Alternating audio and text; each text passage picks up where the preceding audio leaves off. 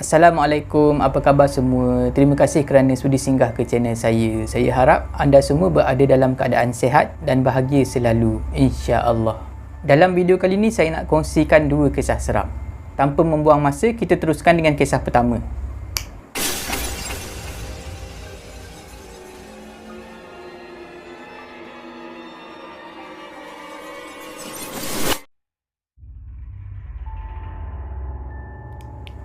Untuk kisah pertama ni saya akan gunakan nama samaran Rashid. Cerita ni berlaku di utara Malaysia pada tahun 2010.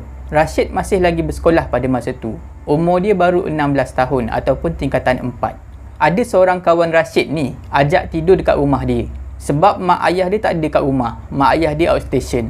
Rumah kawan Rashid ni jarak dia hanya 2 km daripada rumah Rashid. Tapi bezanya rumah Rashid terletak di taman perumahan. Dan rumah kawan dia ni pula terletak di kawasan kampung. Di kampung tu jarak antara satu rumah dengan satu rumah yang lain agak jauh. Kalau berlari dari satu rumah tu, mungkin 3 minit baru sampai ke rumah yang lain. Rumah kawan Rashid ni terletak di tengah-tengah kampung. Dan satu-satunya rumah yang dekat dengan rumah kawan Rashid ni adalah rumah pak saudara dia, yang lebih mesra dipanggil Pak Andak. Pada pukul 9 malam, Rashid sampai di rumah kawan dia. Dan itulah kali pertama Rashid berada di rumah kawan dia pada waktu malam. Selama ni memang dah banyak kali lah pergi ke rumah kawan dia ni. Cuma waktu siang, waktu malam memang inilah first time. Rumah kawan Rashid ni walaupun rumah kampung, tapi dia luas. Keadaan dekat dalam rumah kawan dia pada masa tu sunyi sebab tak ada orang.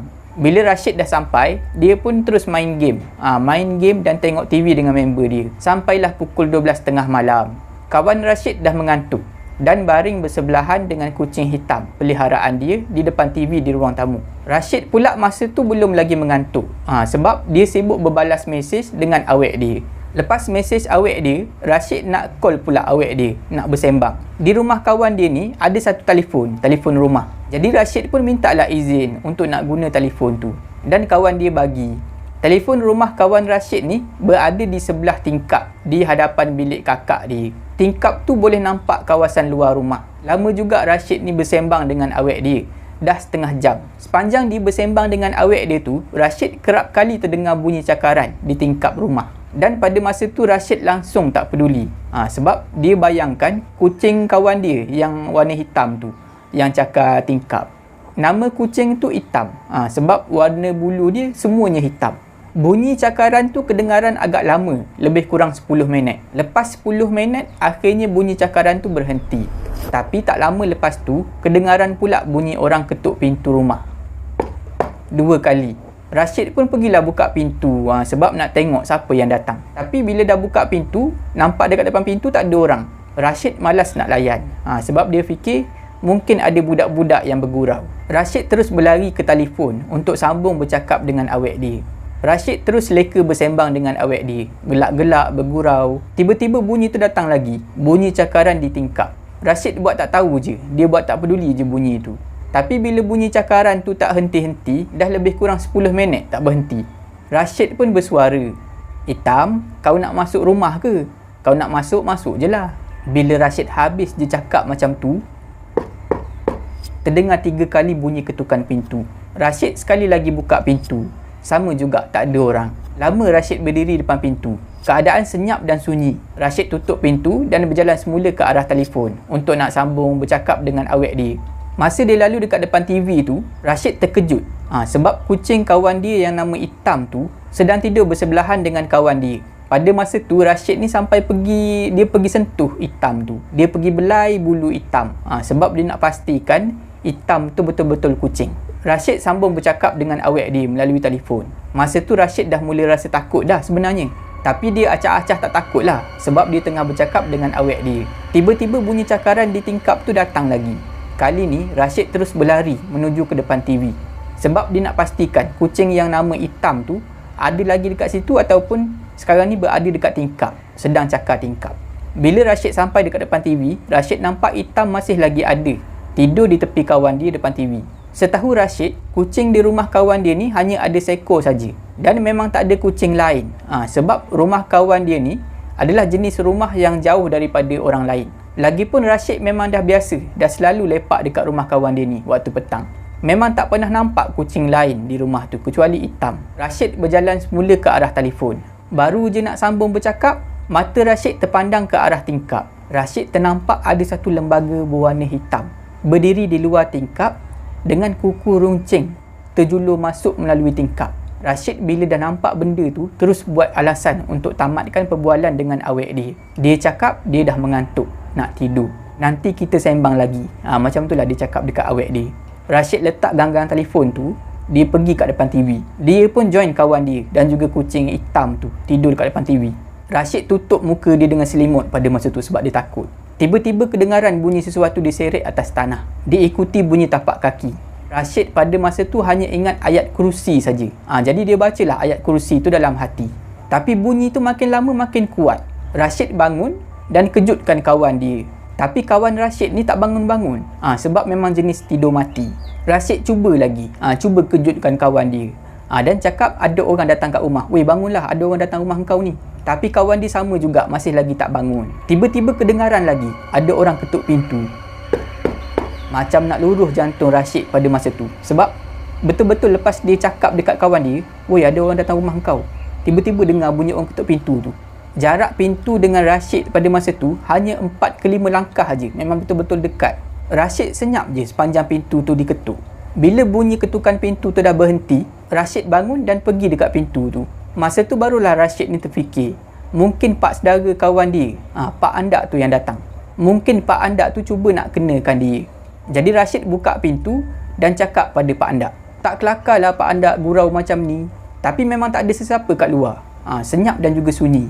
Rashid pun mula berundur ke belakang sambil tutup pintu. Bila pintu tu hampir tertutup, dengar sekali lagi pintu diketuk. Kali ni bukan bunyi ketukan saja, tapi ada suara. Hitam nak masuk. Ada sesuatu yang cakap Hitam nak masuk. Hitam tu nama kucing kawan dia tu lah, Hitam.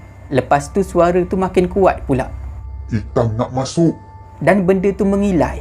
Memang kuat betul suara benda tu mengilai. Sampai satu rumah boleh dengar. Rashid terus tutup pintu dan berlari dekat kawan dia. Kawan dia relax je tidur, tak sedar apa-apa langsung. Akhirnya Rashid ni walaupun dalam keadaan ketakutan macam tu, dia paksa diri dia untuk tidur. Keesokan harinya, Rashid bangun lebih kurang pukul 9 pagi. Tapi dia tak cerita dekat kawan dia ni apa yang dah berlaku. Sebab Rashid risau. Nanti kawan dia cakap Rashid ni mereka-reka cerita untuk nak menakut-nakutkan dia. Jadi Rashid ni dia senyap je lah. Rashid berlari pergi rumah Pak Andak. Dia nak cuba tanya untuk dapatkan kepastian. Dia masih lagi ada syak lah yang Pak Andak ni yang kenakan dia semalam. Bila dah jumpa dengan Pak Andak, Rashid pun tanyalah pada Pak Andak. Pak Andak, semalam ada tak Pak Andak datang kat rumah kawan dia ni? Dia sebutlah nama. Pak Andak datang, lepas tu ketuk-ketuk pintu kan. Lepas tu Pak Andak lari.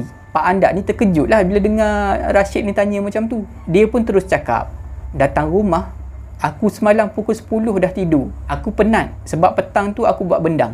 Bila Pak Andak cakap macam tu, Rashid ni percayalah. Sebab daripada air muka Pak Andak tu memang tak ada nampak menipu.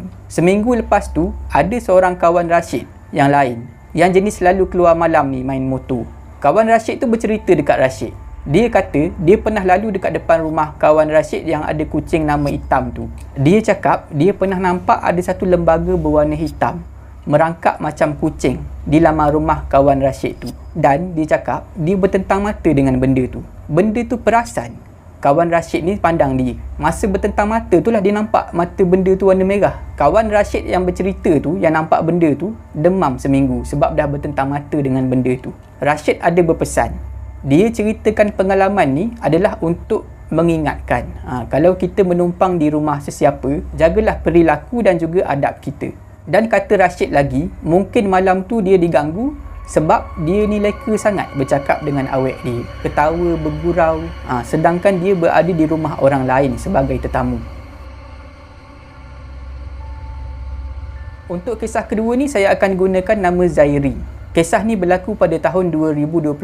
Zairi ni, dia sendiri dah banyak kali dengar pelbagai kisah seram yang berlaku di hospital. Tapi tak pernah menyangka yang dia sendiri akan berhadapan perkara yang sama. Takdir telah menyebabkan Zairi dimasukkan ke hospital selepas mengalami kemalangan jalan raya.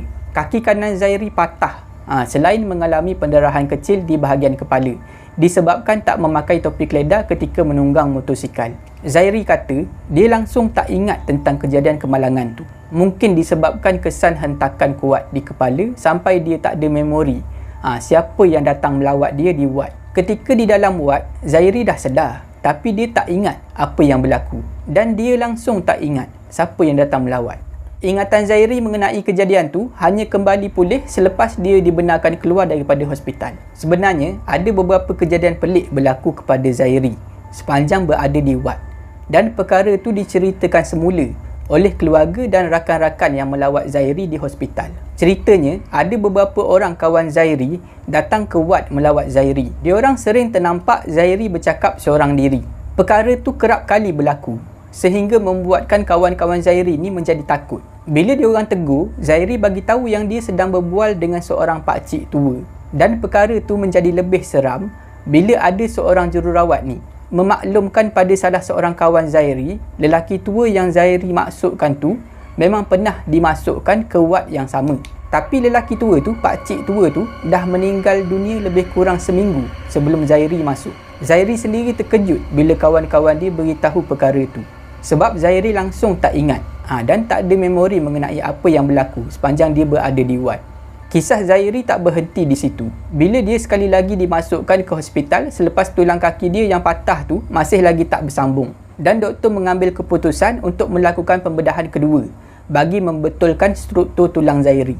Kali ni Zairi ditempatkan di sebuah wad yang arwah ayah dia pernah masuk satu ketika dulu. Selain tu, wad ni juga dikatakan agak keras sebab kerap kali berlaku gangguan mistik. Katil Zairi terletak berhadapan dengan katil seorang lelaki tua.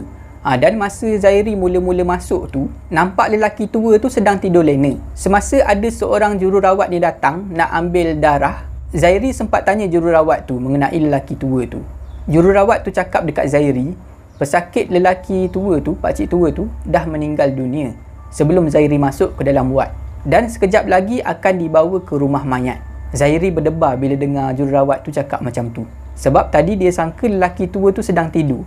Esoknya Zairi dibawa ke Dewan Bedah. Tak tahulah Zairi dibawa masuk tu jam berapa dan habis pukul berapa. Dan tak pasti bius macam mana yang dikenakan kepada Zairi. Sama ada bius yang jenis penuh satu badan ke ataupun bius yang yang separuh badan. Tak pasti.